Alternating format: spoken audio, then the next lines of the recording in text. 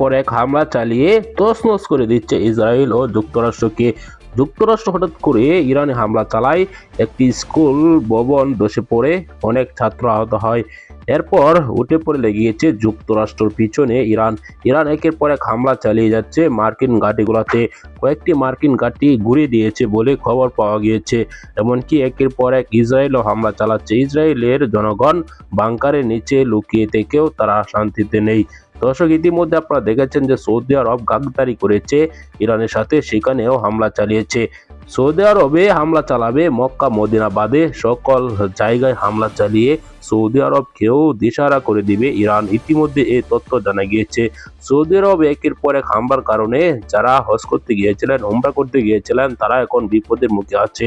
তেমনি বিপদে পড়েছেন বাংলাদেশের জনপ্রিয় ক্রিকেটার মুশফিকুর রহিম। তিনি ফেসবুক স্ট্যাটাসে তিনি জানিয়েছেন কেমন বিপদে তিনি পড়েছেন।